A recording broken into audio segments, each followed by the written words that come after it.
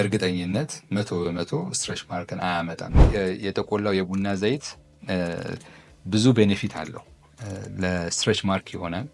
ስትሬች ማርክ ስንል አሁን ለምሳሌ ለመጀመሪያ ጊዜ እርግዝና ላይ ላሉ ሴቶች ሰውነታቸው የቆዳቸው መለጠጥ ቆንጆ ሆኖ እንዲለጠጥ ኤላስቲሲቲው በቃ ጥሩ በሆነ መልኩ እንዲለጠጥ ስለሚያደርግ ከወለዱ በኋላ ስትሬች ማርክ የሚባል ነገር አይኖራቸውም። ይሄንን ካናዳ ውስጥም ሆነን ወደ 28 ሴቶች ላይ እዚህም ሀገር ሞክረነዋል።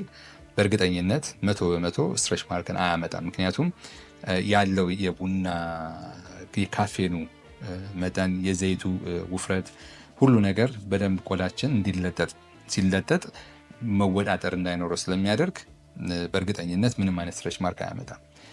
የነበረባቸው ሰዎች ደግሞ ሁለተኛ ልጅ በሚወልዱበት ጊዜ አሁንም ቢቀቡት፣ በመጀመሪያ አልተቀቡትም፣ ሁለተኛ እንግዲህ በሚወልዱበት ጊዜ ሲቀቡት ያ ቆዳ እንደገና የመለጠጥ ሂደት ስለሚኖረው በዛ ጊዜ በደንብ ራሱን ጠብቆ ይለጠጥና ሲመለስ ከበፊቱ የቀነሰ ይሆናል።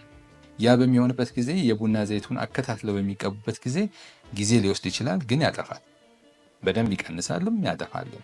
እንግዲህ ማጥፋቱ በስንት ጊዜ ነው የሚባለው ነገር አንደኛ እንደ ስትሬች ማርኩ ጥልቀት ይወሰናል፣ ብዛት ይወስነዋል።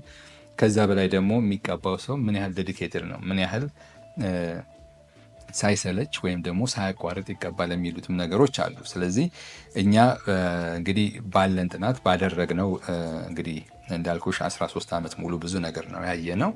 በዛ ውስጥ እንግዲህ ያየነው ምንድን ነው፣ በስርዓቱ ለሚጠቀመው ሰው፣ አከታትሎ ለሚጠቀመው ሰው በተለይ የመጀመሪያ እርግዝናቸው ላይ ከሆነ ስትሬች ማርክ ኮምፕሊትሊ አይመጣም።